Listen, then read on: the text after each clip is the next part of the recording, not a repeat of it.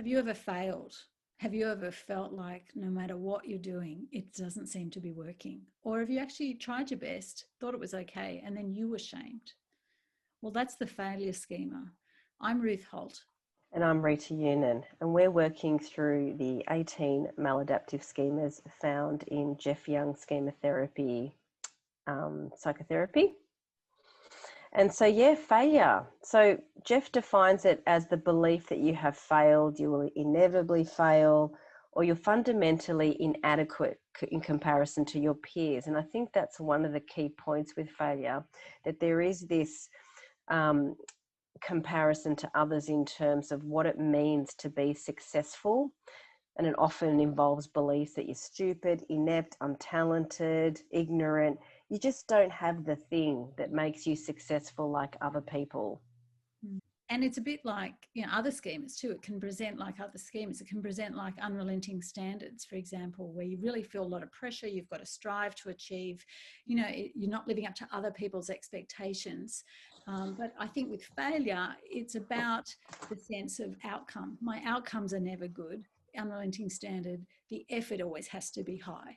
And I think the outcome, the success, always measuring, always failing to live up to others' expectations. The failure, the outcome is the important thing in this schema. Yeah, and it's different to dependence in competence, where it's more about just, feeling like that you're unable to function, whether it's practically or emotionally, and that you're dependent on other people for those things. So again, some slight distinctions around dependence in competence versus feeling like a failure. But it often does go hand in hand with defectiveness schema, doesn't it? You get this really difficult bind where somebody feels like the explanation for their failure is their defectiveness. So I fail because I'm defective, and also maybe I'm defective because I fail. And typically for these clients, there's often some background factors, right? So these clients may have actually had learning difficulties or ADHD or, an issue that really made it difficult for them to achieve at school.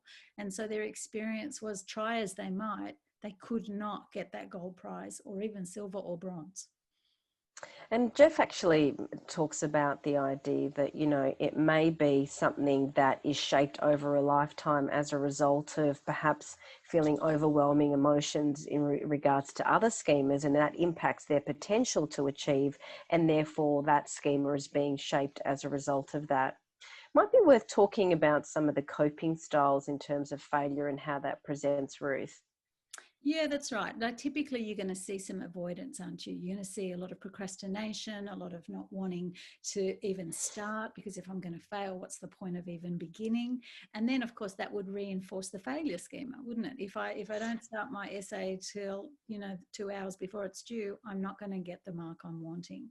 So avoidance is really common for failure. But surrender can also be a way of coping, a real self-sabotage mechanism, kind of just not putting your heart into things. Because again, if you think you're going to fail, what is the point of hoping for success?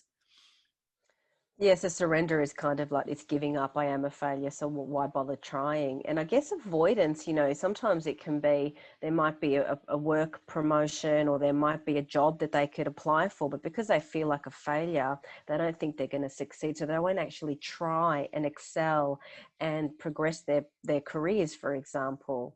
And so Jeff really talks about behavioral pattern breaking being quite instrumental in the treatment process. Yeah, that's right. You don't want to spend too much time talking about this, because often there's a lot of rumination about this schema. We want to actually start doing some action, doing some challenging and trying things different, and maybe reducing some of the overcompensation. So some people work nonstop, really push hard. If I just work hard enough, I can scrape by, and sort of feel like an imposter, really. They may actually be achieving, but they cannot enjoy that success because they're so filled with that sense of failure within them.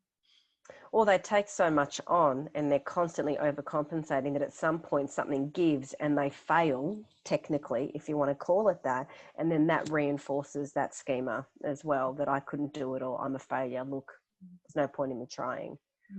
So certainly imagery work can be very powerful, because for a lot of people, if they have, say, had learning difficulties or issues, or say parents who were high achievers or really sporty and expected all their children to be exactly that same thing. So they were shamed for not being able to do something that their body wasn't built for, or that their brain wasn't built for. We need to go back in imagery and give that little vulnerable, shamed child an experience of care, compassion, understanding. It's not actually because there's not anything that, you know, is bad about you, but actually your brain works a little differently, and let's try this instead. So bringing in and meeting those needs for scaffolding, for encouragement, for affirmation, are really important tools for undoing this schema. Yeah. And I guess from a cognitive perspective, so we've just discussed imagery and behavioral pattern breaking. From a cognitive perspective, you know, reducing some of the rumination of failure and the comparison. I think it's really important to help people understand and appreciate their own success and the things that they've achieved, and that does make them successful in its own right, rather than comparing themselves to others. Because what happens, particularly with overcompensators, the goalposts continue to change, don't they? And they keep setting, you know, higher expectations on themselves in order to feel like a success and get away from that feeling. Yeah, so we really need to build their healthy adult understanding of what success looks like for them, what they want it to look like. Do they need to change some, you know, things in their life that keep keep setting up the failure, and really having a sense of, well, what do I want to measure success by? I know I was brought up to think success looked like X, Y, Z, but actually as an adult now, what do I value? Well, who do I want to be, and how do I want to measure that? Mm-hmm. Well, that's our 7 minutes, Rita, and you can find further information on training and all of the schemas and the modes in schema therapy at the website linked at the end of this video.